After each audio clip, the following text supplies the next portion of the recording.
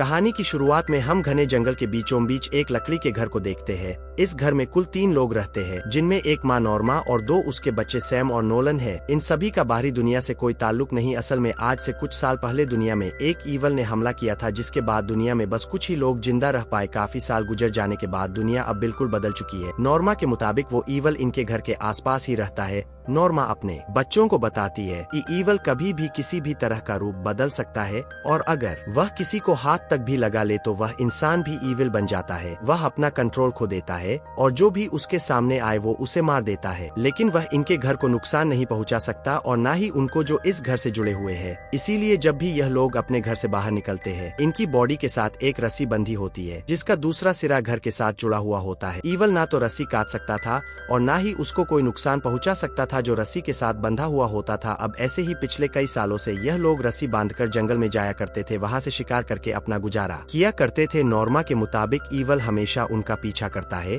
और मौके की तलाश में होता है। लेकिन हैरानी की बात यह थी कि बच्चों ने आज तक ईविल को नहीं देखा। इसीलिए नॉर्मा ने बच्चों के लिए कुछ उसूल बनाए हुए थे। नॉर्मा हर शाम खाने से पहले बच्चों से वह उसूल सुनती थी ताकि जब कभी नॉर्मा इनके बीच ना हो तो दोनों बच्चे इस जंगल में अकेले सरवाइव कर सके। साथ ही नॉर्मा उनको कुछ कहानियां भी सुनाती थी, जिससे ईविल का डर बच्चों के दिल में बैठ जाए ताकि वह कभी भी उसूलों की खिलाफजी ना करे। नॉर्मा बच्चों को बताती है कि आपके डैड को भी ईविल ने छू लिया था, इसीलिए मजबूरन ना चाहते हुए भी मुझे उन्हें मारना पड़ा। रात को सैम और नोलन सो जाते हैं, लेकिन एक अजीब सी आवाज नॉर्मा को सोने नहीं देती। नॉर्मा को लग रहा था कि बाहर कोई है जो उसे बाहर बुला रहा है। जैसे ही नॉर्मा बाहर जाती है तो वह ईविल को भी देखती है जो इनके घर के अंदर आने की कोशिश कर रहा था, लेकिन ईविल किसी भी हाल में घर के अंदर नहीं आ सकता था। इसीलिए नॉर्मा बिल्कुल भी घबराती नहीं, क्योंकि यह काम अब नॉर्मा के लिए बिल्कुल नॉर्मल हो चुका था। अगली सुबह यह लोग शिकार के लिए जंगल में जाते हैं। वहाँ से इनको जो कुछ भी मिलता था यह लोग उसका शिकार कर लेते थे, चाहे वह कीड़े मकोड़े, सांप या मेंढक ही क्यों न हो। यहाँ हमें एक बात पता चलती है कि दोनों बच्चे अपनी मॉम से बहुत ज्यादा प्यार करते हैं, लेकिन सैम हमेशा अपनी मॉम की बात मानता है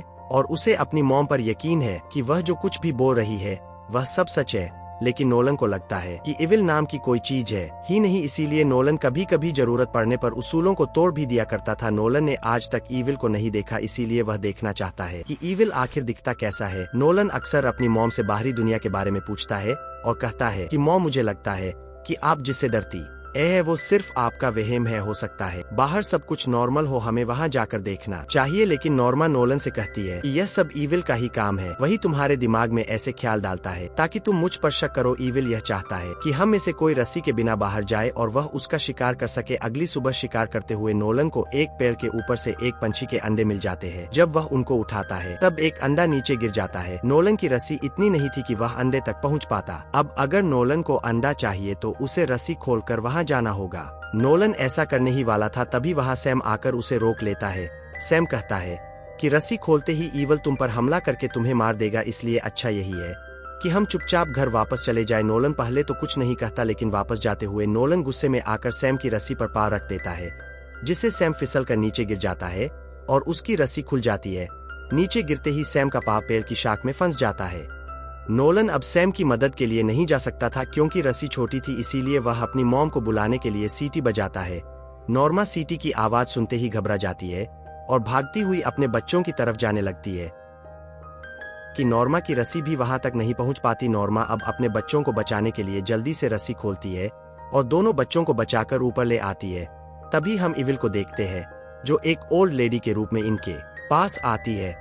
लेडी की सांप की तरह जुबान थी और वह बहुत डरावनी लग रही थी, लेकिन अच्छी बात यह थी कि नॉर्मा ने लेडी के आने से पहले ही अपने साथ साथ बच्चों को रस्सी से बांध दिया था। इविल नॉर्मा को नजर आ रहा था, लेकिन बच्चे उसको नहीं देख पा रहे थे। लेकिन बच्चों और लेडी के डर से हम इस बात को समझ सकते हैं कि इविल उनके पास ही है। जैसे तैसे यह लोग अपनी जान बचाकर घर आ जाते हैं। नॉर्मा को सैम और नोलन पर बहुत गुस्सा आया हुआ था, इसीलिए वह उन दोनों पर बहुत ज्यादा चिल्लाती है। नॉर्मा ने अपने घर में एक छोटा सा बेसमेंट बनाया हुआ था, जिसमें वह अपने बच्चों को सजा के तौर पर बंद कर दिया करती थी, ताकि बच्चों को अंधेरे में डर लगे और बच्चे ईविल के लिए अपना डर दिल में रखे ताकि वह उससे अपनी हिफाजत कर सके। जंगल में रस्सी खुलने के बाद सैम बिल्कुल ठीक था, इसीलिए नोलन का यकीन और भी ज्यादा बढ़ जाता है। एक दिन नोलन सैम से पूछता है, जब तुम्हारी रस्सी खुली थी तो क्या तुम्हें कुछ अजीब महसूस हुआ? तब सैम कहता है, मुझे कुछ याद नहीं। लेकिन नोलन कहता है, मुझे सब याद है। जब तुम्हारी रस्सी खुली थी तब कुछ भी नहीं हुआ। इसका साफ मतलब यह है कि हमारी मॉम सिर्फ वहम करती है और इवल नाम की कोई चीज है ही नहीं, मुझे यकीन है। एक दिन नोलन और नॉर्मा अपने ग्रीन हाउस में कुछ सब्जियां लगा रहे थे, तब नोलन अपनी मॉम की कमर पर एक सांप का टैटू देखता है। तब नॉर्मा बताती है कि मुझे ईविल अक्सर सांप की शक्ल में दिखाई देता है, इसीलिए मैंने सांप का टैटू बनवाया ताकि ईविल मुझे पहचान ना सके। तब नोलन बहुत प्यार से नॉर्मा को समझाने की कोशिश करता है। वो कहता है, मॉम हो सकता है बाहर की दुनिया बिल्कुल ठीक हो, हमें बाहर जाकर देखना तो चाहिए। ऐसे कैसे हो सकता है कि पूरी दुनिया में सिर्फ हमारा घर ही बचा है। तब नॉर्मा नोलन को समझाती है कि तुम शुक्र करो कि हमारा घर सेफ है, नहीं तो अब तो हम में से कोई भी जिंदा ना होता। अब ऐसे ही काफी महीने और भी गुजर जाते हैं। नोलन को अपनी मॉम की बातों पर अभी भी यकीन नहीं होता। अब तक तो वह पक्का यकीन कर चुका था कि उनकी मॉम उनसे झूठ बोल रही है। अब तो इनके पास खाने को भी कुछ नहीं, इसीलिए यह लोग पेड़ों के पत्ते और शाखें खाकर गुजारा करते हैं। एक रात नोलन सैम को फोर्स करता है कि हमें यहाँ से निकलना होगा, मुझे यकीन है कि बाहर कोई भी खतरा नहीं। लेकिन सैम कहता है कि हम मॉम को ऐसे अकेला नहीं छोड़ सकते। तब नोलन कहता है, अगर हम यहाँ रहे तो हम भूख से मर जाएंगे, इससे बेहतर यही है कि हम यहाँ से निकले और अपनी मॉम के लिए भी कुछ ला सके। अब इन दोनों की सारी बातें नॉर्मा बाहर खड़ी होकर सुन रही थी। अगली सुबह नॉर्मा अपने बच्चों को एक पुराना कैमरा और साथ कुछ पिक्चर्स दिखाती है। इसके बाद नॉर्मा अपने साथ बच्चों की भी एक पिक्चर बनाती है, क्योंकि उसे भी लग रहा था कि अब उसके बच्चे उसे छोड़कर चले जाएंगे। नॉर्मा अपने बच्चों को कहती है कि हमारे पास अब खाने को कुछ भी नहीं, इसीलिए हमें अब ना चाहते हुए भी अपने डॉग को मारना होगा। डॉग को मारने से हमें 1 महीने तक का खाना मिल सकता है। लेकिन नोलन अपने डॉग टॉम से बहुत प्यार करता था, वह किसी भी तरह उसे बचाना चाहता था, इसीलिए नोलन ऐसा करने से साफ इनकार कर देता है कि हम ऐसा नहीं करेंगे। तब नॉर्मा कहती है, मुझे तो लगता है तुम पर भी ईविल का असर होने लगा है, वही तुम्हें हमारे खिलाफ कर रहा है ताकि वह हम सबको अलग अलग करके मार दे। नॉर्मा क्रॉसबो लेकर टॉम को मारने ही वाली थी कि तभी नोलन वहां आ जाता है। नोलन ग्रीन हाउस का दरवाजा बाहर से लॉक कर देता है और मॉम से कहता है, मैं आपको ऐसा नहीं करने दूंगा, यहाँ कोई भी किसी तरह का ईविल नहीं है, आपको इस बात को मानना होगा। तभी नोलन नॉर्मा की रस्सी काट देता है। अचानक ईविल नॉर्मा की मॉम के रूप में उसके सामने आ जाता है। ईविल अब धीरे धीरे उसकी तरफ बढ़ने लगता है। नॉर्मा ईविल के हाथों मरकर ईविल नहीं बनना चाहती थी, इसीलिए वह पीछे से एक शीशा तोड़ती है और अपनी गर्दन काट देती है। वहीं नॉर्मा की मौत हो जाती है। सैम देखता है कि नोलन ने मॉम की रस्सी काट दी थी, इसीलिए वह भागता हुआ मॉम की तरफ जाता है। लेकिन अब तक बहुत देर हो चुकी थी। सैम अपनी मॉम को मरा हुआ देखकर अंदर से टूट जाता है। वह बहुत ज्यादा रोता है। अब तक तो नोलन भी समझ चुका था कि उससे बहुत बड़ी गलती हो चुकी है। उसकी वजह से उसकी मॉम अब इस दुनिया में नहीं रही। नोलन को भी अब यकीन हो चुका था कि वाकई ईविल कितना खतरनाक है। उसने हमारी मॉम को ही मार दिया। सैम अपनी मॉम के मरने के बाद बहुत ज्यादा बीमार हो चुका था, क्योंकि उनका ख्याल रखने वाला अब कोई भी नहीं था। इनके पास अब खाना भी नहीं था, यानी इनका सरवाइव करना और भी ज्यादा मुश्किल हो चुका था। एक दिन सैम तबीयत खराब होने की वजह से घर ही था, इसीलिए नोलन अकेला ही शिकार के लिए जंगल में चला जाता है।